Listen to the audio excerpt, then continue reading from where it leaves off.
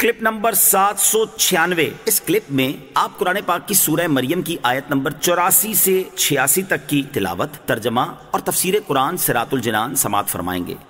بسم اللہ الرحمن الرحیم۔ ترجمہ، اللہ کے نام سے شروع جو نہایت مہربان رحمت والا ہے۔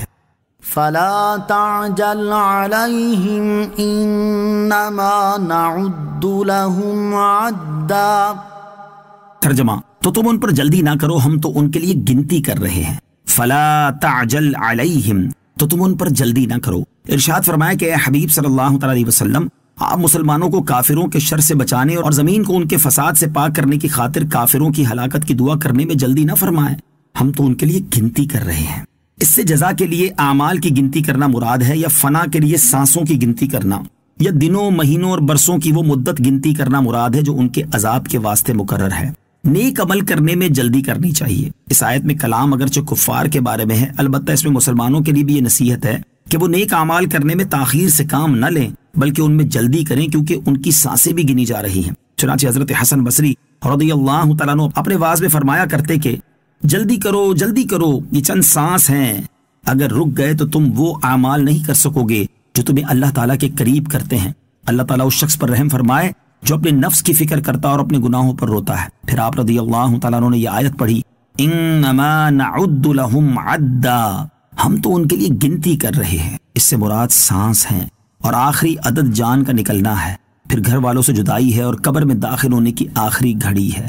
اللہ تعالیٰ ہمیں گناہوں سے بچنے اور نیک اعمال کرنے میں جلدی کرنے کی توفیق عطا فرمائے، آمین۔ یوم نحشر المتقین الی الرحمن وفدا۔ ترجمہ، یاد کرو جس دن ہم پرہیزگاروں کو رحمان کی طرف مہمان بنا کر لے جائیں گے۔ یوم نحشر المتقین، یاد کرو جس دن ہم پرہیزگاروں کو لے جائیں گے۔ ارشاد فرمایا کہ اے حبیب صلی اللہ تعالیٰ علیہ وسلم، آپ اپنی قوم کو ترغیب دینے اور ڈرانے کے طور پر وہ دن یاد دلائیں جس دن ہم پرہیزگاروں اور اطاعت شعاروں کو ان کے اس رب کی بارگاہ میں مہمان بنا کر جمع کریں گے جو اپنی وسیع رحمت کے ساتھ انہیں ڈھانپے ہوئے ہے۔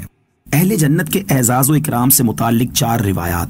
اس آیت میں قیامت کے دن اللہ تعالیٰ کے پرہیزگار اور اطاعت گزار بندوں کے اعزاز و اکرام کا ذکر ہوا، اور قبروں سے اٹھ کر میدان محشر میں جانے، وہاں ٹھہرنے، پھر وہاں سے جنت میں جانے کے عرصے کے دوران ان کے اعزاز و اکرام کا ذکر کثیر احادیث میں بھی کیا گیا ہے۔ ان میں 4 روایات سماعت کیجیے۔ نمبر 1، حضرت علی المرتضیٰ کرم اللہ تعالی وجہ الکریم سے روایت ہے، نبی کریم علیہ الصلوۃ والسلام نے ارشاد فرمایا، اللہ کی قسم، پرہیزگاروں کو ان کے قدموں پر نہیں لایا جائے گا، اور نہ ہی انہیں ہانک کر لایا جائے گا، بلکہ انہیں جنت کی اونٹنیوں پر لایا جائے گا جن کی مثل مخلوق نے دیکھی ہی نہ ہوگی۔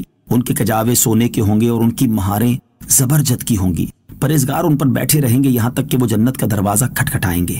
نمبر 2، حضرت ابو سعید رضی اللہ تعالیٰ عنہ فرماتے ہیں، پرہیزگاروں کو ان اونٹنیوں پر سوار کر کے لایا جائے گا جن کے کجاوے زمرد اور یاقوت کے ہوں گے، اور جو رنگ وہ چاہیں گے اسی کے ہوں گے۔ نمبر 3، حضرت ربیع رحمۃ اللہ تعالی فرماتے ہیں، جب پرہیزگار لوگ اپنے رب عز و جل کے حضور حاضر ہوں گے تو ان کی عزت کی جائے گی، انہیں نعمتیں بخشی جائیں گی، انہیں سلام پیش کیا جائے گا اور ان کی شفاعت قبول کی جائے گی۔ نمبر 4، جامع البیان میں ہے کہ مومن جب قبر سے نکلے گا تو ایک حسین اور خوشبودار صورت اس کا استقبال کرے گی، اور مومن سے کہے گی کہ کیا تو مجھے پہچانتا ہے؟ مومن کہے گا نہیں، بے شک اللہ عز و جل نے تجھے بہت پاکیزہ خوشبو دی اور تیری بہت حسین صورت بنائی۔ وہ صورت کہے گی، تو بھی دنیا میں اسی طرح تھا، میں تیرا نیک عمل ہوں، میں دنیا میں بہت عرصے تک تجھ پر سوار رہا اور آج تو مجھ پر سوار ہو جا۔ وَنَسُوقُ الْمُجْرِمِينَ إِلَى جَهَنَّمَ وِرْدًا۔ ترجمہ، اور مجرموں کو جہنم کی طرف پیاسے ہانکیں گے۔ وَنَسُوقُ الْمُجْرِمِينَ إِلَى جَهَنَّمَ وِرْدًا، اور مجرموں کو جہنم کی طرف پیاسے ہانکیں گے۔ قیامت کے دن پرہیزگار مسلمان تو مہمان بنا کر اللہ تعالیٰ کی بارگاہ میں حاضر کیے جائیں گے، جبکہ کافروں کا حال یہ ہوگا کہ انہیں ان کے کفر کی وجہ سے ذلت و توہین کے ساتھ پیاسے جانوروں کی طرح جہنم کی طرف ہانکا جائے گا۔ کافروں کی سزا کے بارے میں سن کر مسلمانوں کو بھی ڈرنا چاہیے۔ یاد رہے کہ ایسی آیات جن میں کافروں کی کوئی سزا بیان کی گئی ہو، ان میں مسلمانوں کے لیے بھی بڑی عبرت اور نصیحت ہوتی ہے۔ اس لیے ہر مسلمان کو چاہیے کہ وہ جب بھی اس طرح کی آیات پڑھے یا سنے تو اپنے بارے میں اللہ تعالیٰ کی خفیہ تدبیر سے ڈرے اور اپنے ایمان کی حفاظت کی فکر کرے۔ ایسی آیات سن کر ہمارے بزرگان دین کا کیا حال ہوتا تھا، اس سے متعلق ایک حکایت ملاحظہ ہو۔ چنانچہ حضرت مسور بن مخرمہ رضی اللہ تعالیٰ عنہ شدت خوف کی وجہ سے قرآن پاک میں سے کچھ سننے پر قادر نہ تھے، یہاں تک کہ ان کے سامنے ایک حرف یا کوئی آیت پڑھی جاتی تو وہ چیخ مارتے اور بے ہوش ہو جاتے، پھر کئی دن تک انہیں ہوش نہ آتا۔ ایک دن قبیلہ خشعم کا ایک شخص ان کے سامنے آیا اور اس نے یہ آیات پڑھی، یوم نحشر المتقین الی الرحمن وفدا ونسوق المجرمین الی جہنم وردا۔ یاد کرو جس دن ہم پرہیزگاروں کو رحمان کی طرف مہمان بنا کر لے جائیں گے اور مجرموں کو جہنم کی طرف پیاسے ہانکیں گے۔ یہ سن کر آپ نے فرمایا، آہ میں مجرموں میں سے ہوں اور متقی لوگوں میں سے نہیں ہوں، اے قاری دوبارہ پڑھو۔ اس نے پھر پڑھا تو آپ نے ایک نعرہ مارا اور آپ کی روح کف سے ان سری سے پرواز کر گئی۔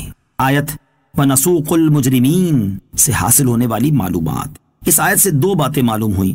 نمبر ایک، کافروں کا دوزخ میں داخلہ انتہائی ذلت اور رسوائی سے اور مومنوں کا جنت میں داخلہ انتہائی عزت و احترام سے ہوگا۔ نمبر دو، کافر میدان محشر میں پیاسے ہوں گے۔ یاد رہے کہ مومنوں کے لیے حوض کوثر کی نہر میدان محشر میں آئے گی جس سے مرتدین روک دیے جائیں گے۔ یوں ہی ہر نبی کے امتیوں کے لیے ان کے نبی کا حوض ہوگا۔